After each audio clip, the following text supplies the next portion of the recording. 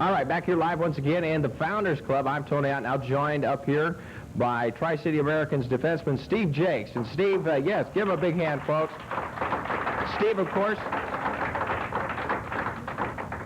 course, sitting out the suspension part of that Saturday night incident. And I guess, Steve, we're going to just dive right into it and talk to you a little bit about that, what happened on Saturday night and the stick-swinging brawl that occurred.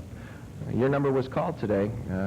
It was not released until later on this afternoon. According to the league, it was released yesterday.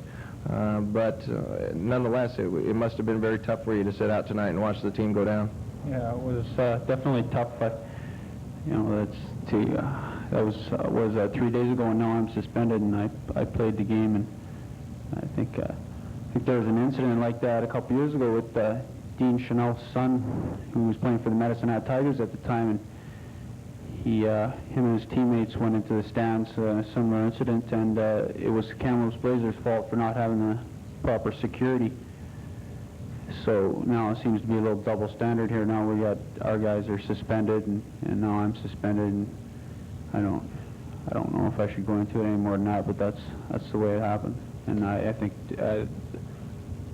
to label us as a bunch of barbarians, which I've been hearing, is just ridiculous, because you know, in any group of 20 people, you got good people and bad people and tolerant people and intolerant people. And I think when things like that happen, it's just automatic. You don't think, well, you know, you don't stop and make a rational decision. I think although the whole blame has to be placed on the security in the Seattle Coliseum, on those fans who are right there and getting away with all kinds of whatever, you know, they were doing, and to say that it was all our fault is just ridiculous.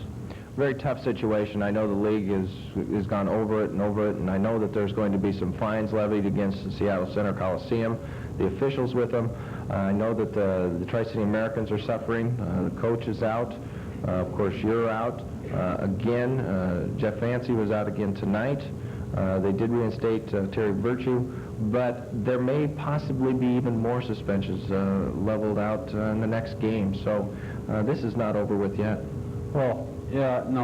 I think if we would have won tonight, there probably would have been some more suspensions. But I think now that we lost, I don't think there'll be any more suspensions. I think they'll let us go because we're in a pretty deep hole here.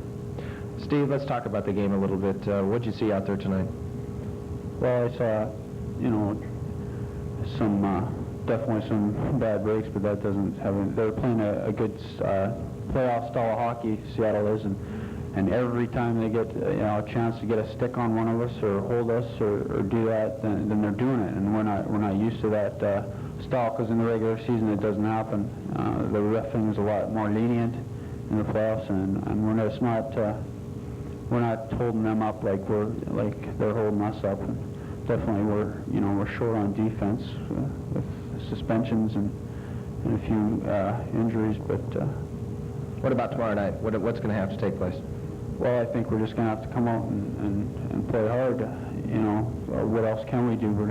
I sure hope I'm going to give it my best effort, and I hope everybody else is going to too.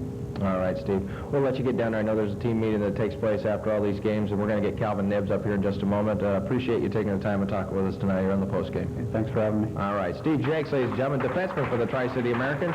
We'll take the time out. We'll come back. We'll talk with Calvin Nibbs in just a moment. Again, the final score, Seattle 8, the Americans 2.